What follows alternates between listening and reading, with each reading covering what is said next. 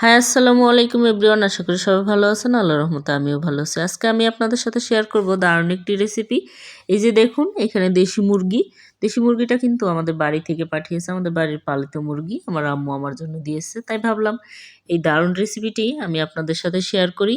আমি এখানে দিয়ে দিলাম আদা রসুন বাটা, জিরা বাটা, লবণ, হলুদের গুঁড়ো, এবার দিয়ে দিচ্ছি মরিচের গুঁড়ো, তারপরে দিচ্ছি পেঁয়াজ কুচি, তারপরে দিয়ে দিলাম সরিষার তেল।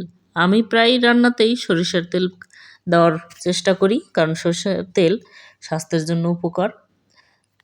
তারপরে দিয়ে দিছি কয়েক টুকরো দারচিনি, লবঙ্গ আর তেজপাতা। এবার 8-10টা এলাচ নিয়েছি। এলাচগুলোকে আমি একটু থেতো করে বিচিগুলো ভেঙে দিচ্ছি, যাতে এর স্যান্টটা প্রপারলি মাংসতে ছড়ায়, এবং বিচিগুলো ভেঙে দেওয়াতে অসম্ভব স্যান্ট হয় এবং সুন্দর একটা সুস্বাদু স্যান্ট, এই মশলার স্যান্টেই কিন্তু মাংসটা টেস্ট হয়। তাই আমি সবসময়তেই এই এলাচটা একটু বিচিগুলো থেতো করে দেওয়ার চেষ্টা করি। তারপর আমি এবার ভালো করে ম্যারিনেট করে নিচ্ছি। মাংসটা কিন্তু একটু সময় নিয়ে ম্যারিনেট করতে হয়, মশলাগুলো যাতে মাংসের ভিতরে যায়। কিছুক্ষণ আমি রেস্টে রেখে দিয়ে এবার আসলাম চুলায় কড়াই দিয়ে, তারপরে দিয়ে অল্প একটু সানফ্লাওয়ার তেল, তারপরে দিয়ে দিছি পেঁয়াজ। এবার একটু লাল লাল করে বেরেস্তা করে নিলাম। এবার ওই আগের থেকে ম্যারিনেট করা মাংসটা ঢেলে দিয়ে দিলাম।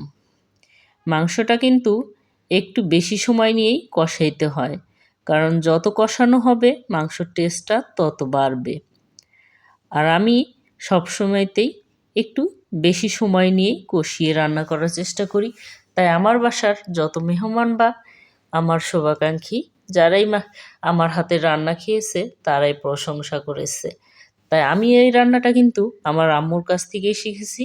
আমার আম্মুর হাতের রান্না অসম্ভব মজার। আপনারাও যদি যে ব্যাচেলর বা কোনো নতুন রাঁধুনি হয়ে থাকেন, অবশ্যই আমার এই রান্নার টিপসগুলি ফলো করে রান্না করে দেখবেন। আপনার আত্মীয় স্বজন এবং প্রিয়জনেরা অবশ্যই রান্নার প্রশংসা করবে।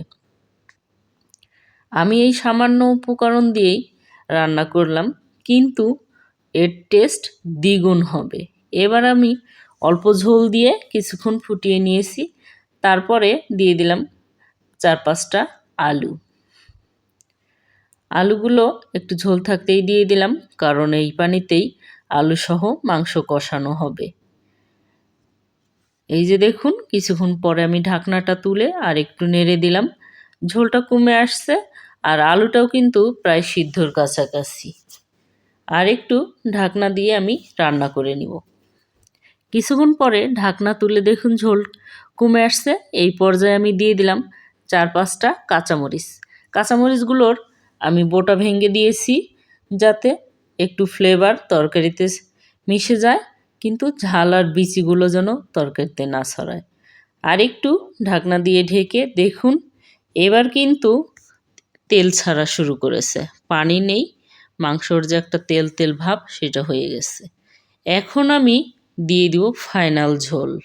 মুরগির মাংসের কিন্তু দেশি মুরগির এই ঝোলটা খেতেই পছন্দ। আমার আবার ঝোল আর চামড়া চামড়া মাংসগুলোই বেশি পছন্দ। আপনাদের কি পছন্দ অবশ্যই কমেন্ট করে জানাবেন। আর ভিডিওটি ভালো লাগলে অবশ্যই লাইক শেয়ার কমেন্ট করবেন।